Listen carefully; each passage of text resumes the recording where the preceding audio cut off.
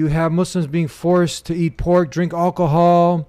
The Quran, pretty much, you can go to jail if you're reading it, if you're saying Assalamu alaikum, peace be with you. Why aren't Uyghurs allowed to leave? Why can't people go in and talk to the people? So that in itself, if China, you know what? In the summertime, if any woman is wearing long sleeves, did you see those doctors disappear? Did you see those doctors being killed? Or a skirt past her knee, a skirt just past her knee. Assalamu alaikum. Alaikum assalam. Arslan. Yes, how are you? Good, brother. How are you? Alhamdulillah. It's good to finally meet up with you. I heard you're doing some great work. You're a human rights activist. Jazakallah khair. You too, brother. I followed you for many years, the Deen Show. Everyone loves you, obviously, and subhanAllah, it's nice to finally see you. MashaAllah, alhamdulillah, nice to finally meet you. We heard some of the good work you're doing, and you're out of Australia, correct? I was born and raised in Australia. I'm currently residing in Turkey, Istanbul, but I work in Bahrain, so I'm across 3 countries. Now, how did you get involved? We hear the headlines, we read the news, we see that there's a modern day inquisition happening, and people are just asleep. But you're bringing to light some of these atrocities that are happening, women getting separated from their families, from their husbands, being forced into marriages. You have Muslims being forced to eat pork, drink alcohol. The Quran, pretty much, you can go to jail if you're reading it, if you're saying Assalamu alaikum, peace be with you. And ironic, is this also happening to the Christians out there? To both Muslims and Christians, or just the Muslims? So the issue is far deeper than just Islam. We have to talk about the actual geographical region, which is we refer to as East Turkestan, and it is the land of the Uyghurs. So Islam makes a big part of our culture, of the Uyghur culture. So for many years, technically, Muslims in general, when we talk about Hui or Chinese Muslims, they normally live freely within China. But even they, since 2018, have been oppressed in the manner that you've mentioned, but it's predominantly happening to the Uyghur Muslims and the other Turkic minorities such as Kazakhs and Kyrgyz in Chinese-occupied East Turkestan. When you talk about other groups, yes, there are Christians that are also persecuted. They are not allowed to practice in their own way.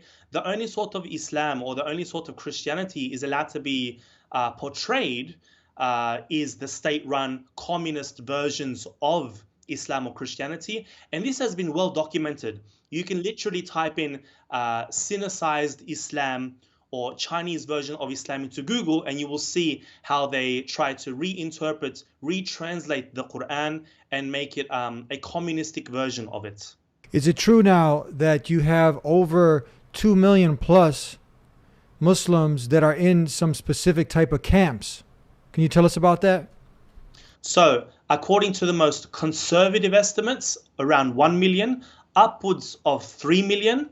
But what was interesting was one of the Chinese spokespeople, Victor Gao, around this time last year was on Al Jazeera and said that the Uyghur population is 6 to 7 million people. However, according to Chinese statistics, and you can do this research, you can Google it right now, the Uyghur population in China or in East Turkestan, by official standards, is 11 million.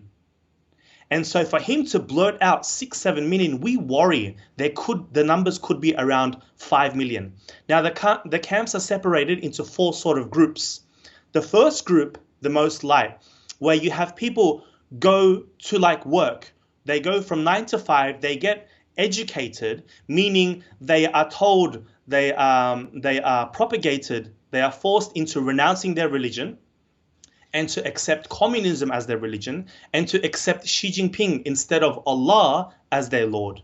Now, the second type of concentration or detention are the infamous concentration camps that we've seen, where people go into these places arbitrarily. They are not sentenced, and they spend anywhere between, some make it out in a few months, they're allowed to leave, and others have remained in there since its opening, since they've been opened, and there's others where they're actually sentenced to lifelong prison sentences, sometimes 10 years, sometimes 20 years. And it's very arbitrary. They actually don't go through any sort of trial period, or they're not sentenced, and there's no documentation. It's very, all right, you prayed, all right, for example, 7 years. You were giving nasiha to someone. So even saying something like, for example, brother, don't smoke, it is haram. See that one statement, that could land you maybe 10 years in jail. It's very arbitrary.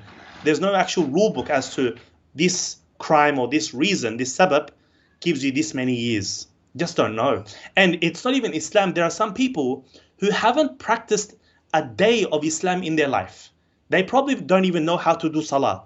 Even these people are taken into camps. So as I mentioned before, it's not necessarily that you're simply Muslim, but you are also Uyghur, just by nationality or ethnic group.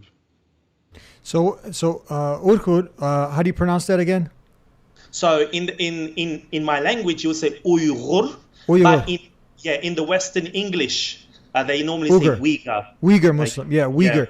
Yeah. The land which the Chinese refer to is officially called the Xinjiang Uyghur Autonomous Region. Now, the Uyghurs themselves had two independent states before the invasion of the Chinese Communist Party. One, in 1933, we established the East Turkestan Islamic Republic. That was short-lived. And then 10 years later, we established another East Turkestan Republic, which lasted for 5 years, but that was dissolved with the help of Russia. So in 1949, the Communist Party said, you know what? We don't want these Uyghurs revolting against us again. Let's give them some sort of autonomous region, and we bought into it. So technically, autonomy means you have a leader and you run your own affairs, but on paper, we actually don't have any autonomy. So in 1955, we were officially called the Xinjiang Uyghur Autonomous Region. And if we were given real autonomy, there would be no independence movement today. So this oppression hasn't been happening for the past 3-4 years. It's been happening especially under Chinese communist rule, for 70 years. And varies for Chinese nationalists before that, and under the Manchu Empire. So especially the Uyghurs and the Chinese for a good 260 years have been at each other's throats. Now, is it true that we're hearing stories of Muslim women are being forced out of their legitimate marriages with their husbands and forced to marry someone from the Communist Party, from the Chinese parties? Yes, this is true.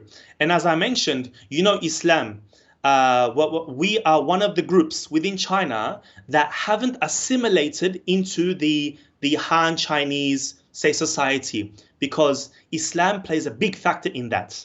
And so you would rarely ever see Uyghurs marrying into non-Muslim or with Han Chinese people. This is a way that they eradicate the household. So what had initially happened was when the camps were going full throttle, they initially locked up most of the men.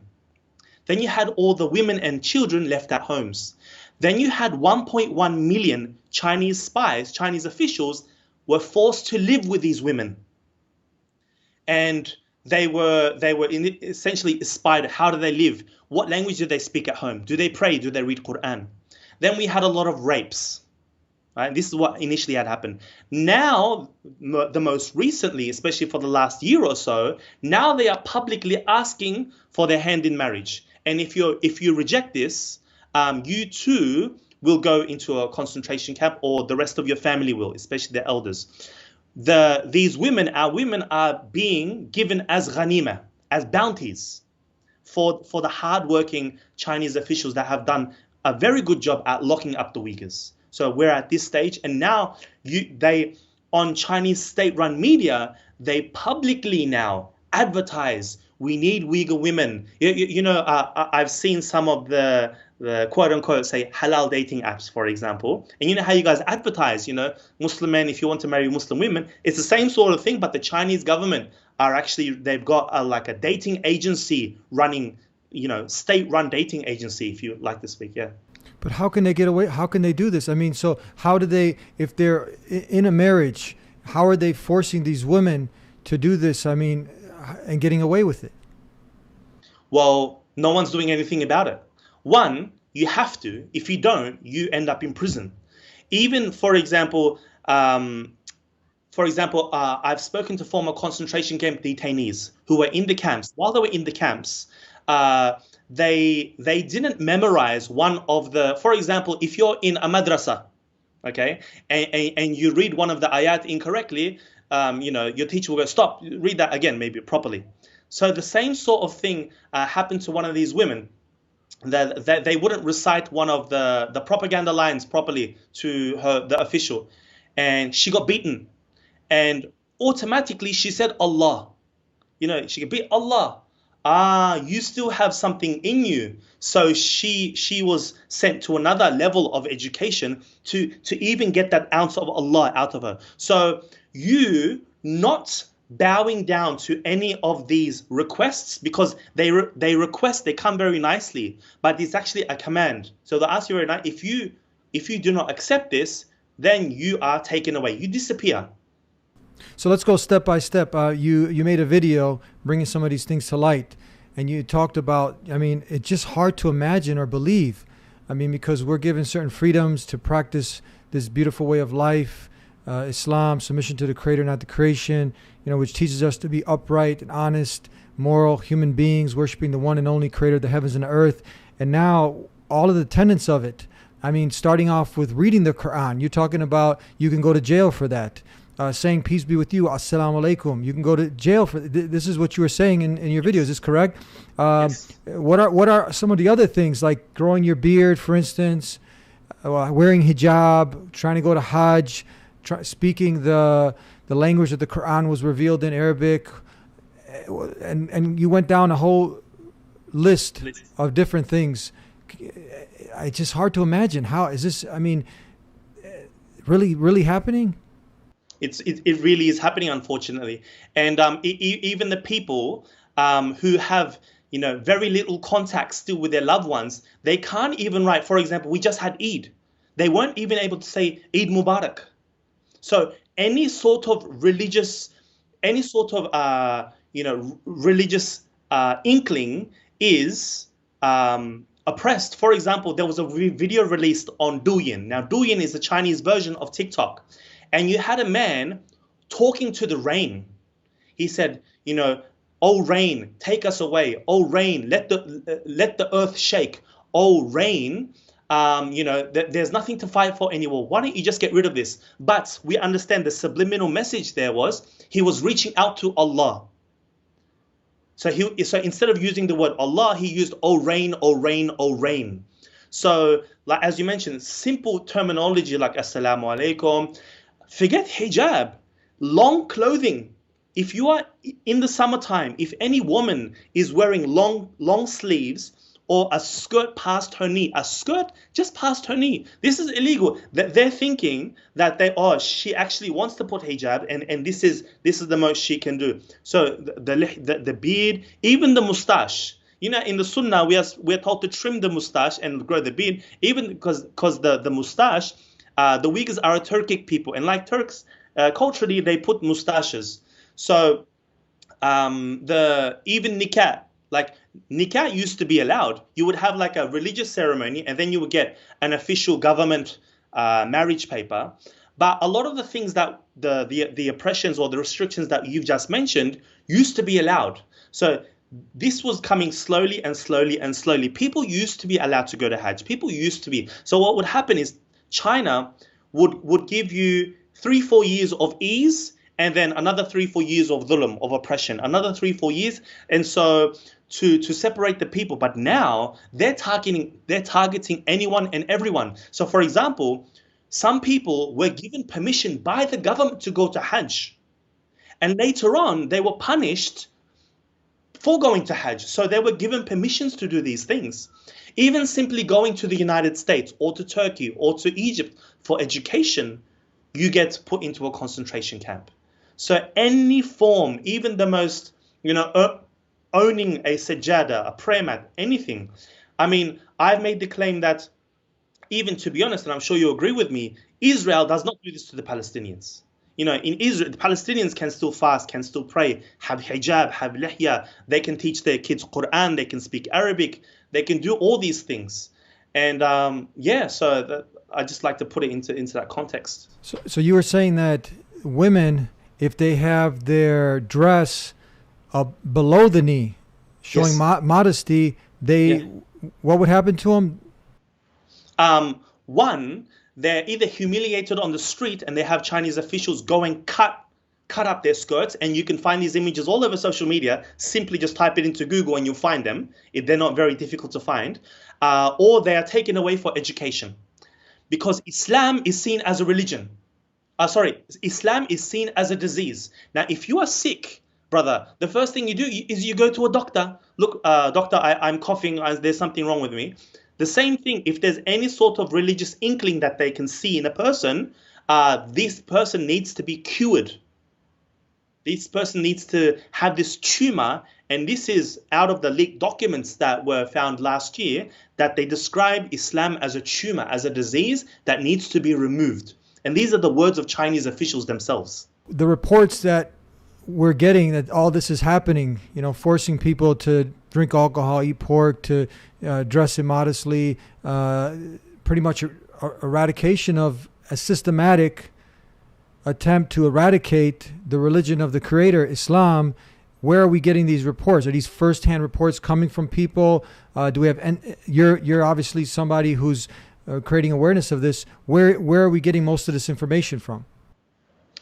From social media images. So people on the ground, they've taken pictures from bus stops, from government buildings, and if you've seen my video, I put those up, and these are plastered all over the walls of East Turkestan in the public arena. Number two, I've personally spoken to people that were locked up for religious reasons.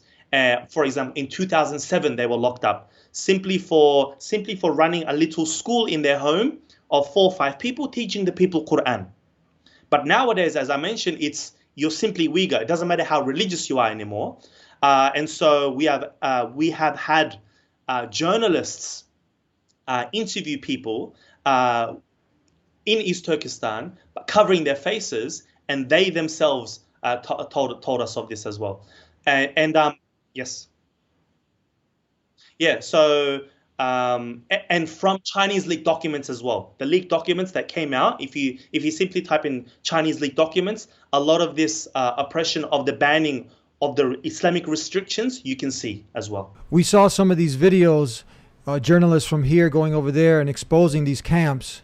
We've also seen lines of Muslims in pretty much covered up in mass black hoods. What was it? And being marched somewhere in these camps. So those have been exposed. But why isn't we don't see much of this being broadcasted over mainstream media? I mean, it seems like the world is asleep to this. One, it's the access. I mean, many of us, we do have access to Myanmar, to Syria, to Yemen, and you can get into these places, to Palestine. You can get there. There are media teams on the ground, but with China, they don't let anybody in. Journalists are not allowed in. And even if journalists go, let's just say, brother, you wanted to go. Every time a journalist goes and tries to make a documentary, tries to interview the people, they ended up being followed by 10, 15, 20 police officers. So the whole documentary ends up changing into how they were followed throughout the whole time. If China has nothing to hide, why not let people in? I mean, the UN, Western countries have requested China to let them in, to go there and to talk to the people, okay? But they don't allow this. So even just from that, Uyghurs are technically Chinese citizens, and they used to get Chinese passports and leave to and fro to countries as they pleased. No Uyghurs have passports now. They've taken their passports? They're taking their passports away. So why aren't Uyghurs allowed to leave? Why can't people go in and talk to the people? So that in itself, if China, you know what? If we were to say, all right, China, don't believe me. Let's not believe the US. The US is making up all these lies because it's in the US's self-interest to lie about China. Well, why don't they let people in? But when they do let people in, it's not like they don't let people in at all. When they do, they are on stage tours. They are shown the best parts. So they take them to these schools and they call them re-education or vocational schools, and that they are re-educating the youth because the Uyghurs are not intelligent. Well, let's look at some of the people that have gone missing and that are in these camps. You have doctors, you have professors, you've got deans of universities, you've got footballers, you've got millionaires, you've got people that used to work for the Chinese Communist Party regime for 30 years on the verge of retirement, and some that have already retired. These people, the Uyghurs, don't need education. Some of these people had 2 or 3 homes.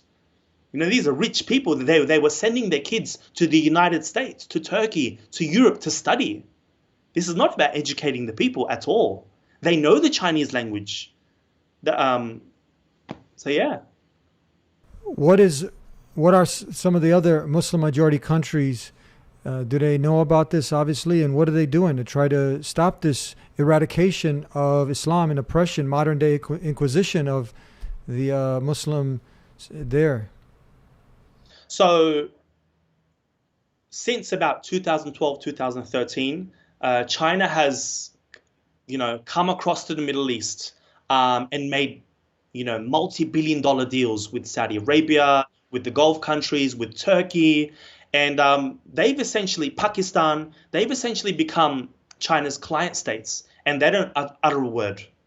We would get a few statements of condemnation from here and there from Turkey, for example, but from the more stronger Muslim majority countries, we don't hear any words of support, and instead we get those Muslim majority countries, even the leader of Palestine, Mahmoud Abbas, supporting China. And you can see this in the video. And you know what? China actually supports the Palestinians against Israel. So it's the Chinese are very foxy, or they play this dirty game where they'll rub shoulders with the leaders of Muslims, but in their own borders, they are oppressing them like nothing else on earth. What about the United Nations? What are they doing about this? They're supposed to be people who are establishing some sort of peace and fighting for justice and against oppression. I mean, they obviously know what's going on. What are they doing? The UN itself been is a client entity of China now. I mean, perfect example. Look at the World Health Organization. How they've come up to China and rub shoulders with them. The World Health Organization is a part of the UN. The UN has played no role in. I mean, they've requested to go in, but they haven't forced anything. And essentially, China is running the show in the UN, and we've seen this not just with the Uyghurs, but with regards to many other issues, whether it be the environment and other economically as well. So pretty much all these organizations are pretty much compromised. There's great conflicts of interest, and they're not actually doing what they were organized and made to do, it seems like. Exactly. Well, why was the UN set up in the first place? So that another Holocaust does not happen. And we are seeing another Holocaust in the making. The only difference between the first Holocaust and this one is that we don't see people being put into gas chambers and exterminated on a whole. We see something more. Because at least if the Uyghurs were dying, this would be better. They would be put out of their misery. But they are being tortured in these camps. They are being fed 400-500 calorie diets. Their blood is being taken, and our women are being sterilized, and they are being injected with all sorts of God knows what. You had a reporter not so long ago by the name of CJ Werleman, and he has reported on halal organ harvesting. Halal organ harvesting is when they take the organs of the Uyghur Muslims and they are sold to the highest bidders in the Middle East. So it would be better, it would be khair, it would be a rahmah if they just killed us. But this CCP machine is more sophisticated than the Nazis, because they found a way to profit from the Uyghurs, whether it be their organs, whether it be now they're being put through forced slave labor, where Uyghurs are forced to make our Nike shoes, to make our Adidas bags, to make our Samsung fridges. A report by the Australian Strategic Policy Institute said that 83 global brands were directly or indirectly involved in slave labor. So this is like you said, this is a modern day Holocaust, Inquisition, and it's just very sad and tragic to see that people are asleep. The world is asleep. I mean, if you just look at all the women, I mean, if we see what's happening to our sisters out there who are being raped and being forced, people, there's no such thing as forced marriage. You cannot force a woman against her will to marry someone in Islam, and people usually attack. Where are the people now to stand up for these women's rights?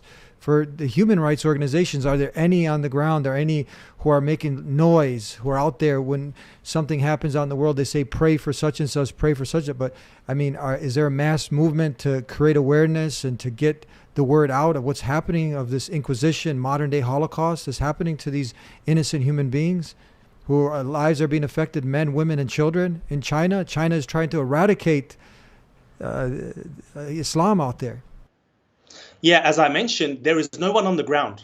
You know how you can donate to Syria or donate to Palestine, and the money will go to the people on the ground? This doesn't happen there. There are no human rights organizations on the ground.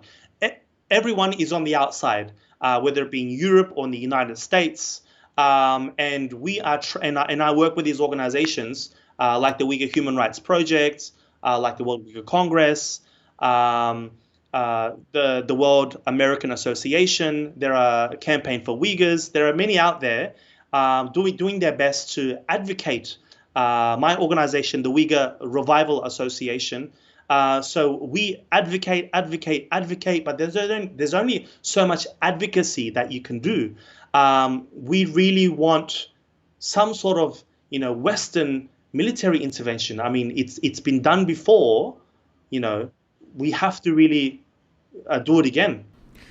Is there any collaboration in this, for instance, because you said also Christians, to what extent? Obviously, I think there's more Muslims, but there's also a small or big community of Christians that are also being oppressed. So would this be a good joint effort from Christians and Muslims to come together to try to work together to eradicate this modern day Holocaust Inquisition that's happening in China, by China? Yeah, so in China, I'm sure the Christian population is much larger than the Uyghur population. But they're from the Chinese population. The Uyghurs are predominantly 99.99% Muslim. And there have been various articles written where, certain Christian leaders are put into prison, but the Christians are not rounded up like the Muslims and being put into concentration camps. So on the outside, we do work with different groups. We do collaborate on certain issues, but the collaboration isn't as strong as we'd like. But even a lot of the Jewish community are standing up for the Uyghurs because they realize, hey, that happened to our people 75 years ago. This is a repeating of history. We just need anyone and everyone, regardless of whether you believe in any superpower or not, to save human beings, because that's what the Uyghurs are at the end of the day. It's a human effort, and I've seen that no matter what political aisle you're from and what religion you're from, the Uyghur plight has really united the left and the right. And we saw that with the Uyghur Human Rights Bill that was passed around a month ago, where it was a unanimous vote within the White House, where the left and right came together, and all of them supported, except for one senator, passing the Uyghur Human Rights Bill, and that has played a big role. They've sanctioned certain Chinese officials. They put economic sanctions on China, but whether or not China will secede to that, we'll see, because they've gone ahead and sanctioned a lot of your politicians like Marco Rubio, Ted Cruz, Chris Smith, and the likes. So what do you advise people to do? What can people do to make a change, a difference? What can people who are watching? It saddens their heart, it breaks their heart, but they're like, what can I do to help? Well, number one, make dua, obviously. Reach out to Allah subhanahu wa ta'ala, make your dua. Number two, social media, talk about it, tweet about it, share about it. If you're a university student and you're going to write a paper, if you're studying politics, write about China, talk to your professors, organize rallies within universities. See if your university is linked to any sort of Chinese tech firm, because a lot of the technology that are used to catch the Uyghurs, whether it be the AI technology, the cameras, the certain Chinese apps, see if your university, if they are tired, talk to your university about start boycotting these apps, start petitions, get creative with it. You can do so much. Team up, find out where your nearest Uyghur organization is, see what they're up to, donate $1, boycott Chinese goods, because most likely, if you see a made in China, especially a cotton shirt, 80% of the cotton coming out of China is from East Turkestan. So most likely, if you're wearing a made in China shirt, your shirt came from there, and most likely from slave labor. A lot of things you can do. What about just a couple more questions? What about the Chinese people themselves? I know that Bosnia, they have an open visa policy where they don't need a visa to come in. And you see a lot of Chinese people coming, tourists taking pictures. And I've tried to talk to some. Many don't speak English. To those that do, many are scared to talk. But the few that I've spoken to, they talk about that this is just propaganda, that it's not happening. So what's the situation with the actual Chinese people? Are there some who are also, because when the good human beings see injustice, they should stand up and speak about it. So what's with the average Chinese people, and what could they do? And are they speaking up? Or are they also manipulated by their mainstream media? One, they're manipulated by the mainstream media, and number two, they can't speak out. I mean, they can't even speak out against their own government for what's been happening with the virus, let alone human rights issues. I mean, did you see those doctors disappear? Did you see those doctors being killed? Did you see those citizen journalists on the ground when the CCP virus, when the coronavirus first came about, and how they just disappeared? And they were talking about a health issue, let alone human rights. So the Chinese themselves are oppressed, not as oppressed as the Uyghurs, but they themselves have been oppressed for many years by the Chinese, and they know what's up. They know what's up, but they cannot speak themselves. And many do buy into the Chinese propaganda. And so we don't expect Chinese people within China to speak out against this, because it's impossible because of the media blackout. For example, if let's just say we were in China and we're sitting together having a cup of tea, we literally would not know if there was a protest a block away. And there are protests all the time happening in China against the Chinese regime, but you simply don't hear about it. People are locked away, executed, and if this doesn't just happen to the Uyghurs, it happens to the Chinese as well. I don't see anything in the future. As far as when you go against God, the Creator Almighty, you pretty much, they're waging a war against the Creator of the heavens and the earth. So inshallah, the help will come. I really want to thank you for creating awareness. We're trying to do our small part, but hopefully China will take heed and change their ways, because they've actually declared war on the Creator of the heavens and the earth. And we know what happens when you do that. It's only a matter of time. Exactly, Baba. Yeah. Any closing comments or anything else? How can people get a hold of you if they want to contact you? And yeah, so you can follow me on Twitter at Arslan, ARSLAN _ Hidayat, HIDAYAT. I'm the General Secretary of the Uyghur Revival Association. We have our Facebook page, Talk East Turkestan. We're the most popular Facebook page highlighting the Uyghur issue in the English language. Follow us there. And just share our things. If you can donate $1, and have the conversation. If you don't have exposure on social media, have this conversation with mum and dad. Have it with your friends. Talk about it in your community, town hall meetings. All of this matters. Do your bit. And for us, I mean, really take heed and just appreciate and be grateful for the blessings. You know, it just astonishes me when many of us, you know, we're ungrateful for, and we take Islam for granted. But when you hear of these things, you know, where they're really literally trying to eradicate this deen, Islam, trying to eradicate it. Now, reading Quran, the things that we stay away from, they can't even open up the Mus'haf, right? But we have it every day. We're not opening it up. Praying, making sajda. You go to jail for making sajda and praying, right? Hijab, you try to wear it. They're forcing you to wear miniskirts. Drinking alcohol, they're forcing you to do it. And you got so many other examples there. It's just crazy. We need to appreciate the blessings that we have and really implement our deen so that our du'as can more likely be accepted, and we can really be grateful for all the blessings that God Almighty, the Creator Allah, has given us. And this is a great reminder for that, and just continue to make dua for all those who are suffering all over the world, especially here. Yeah. And my advice to brother, you said it perfectly. Just because all of these things are happening, all those restrictions, no one should think for a second that the iman has left the heart. I'm sure people are worshipping in their heart, even though they cannot worship physically. No regime can get rid of Islam just like this, because Allah promises that this will go on until the day of judgment, and so you will be judged accordingly.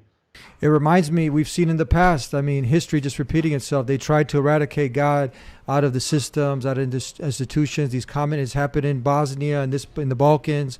But what happened at the end?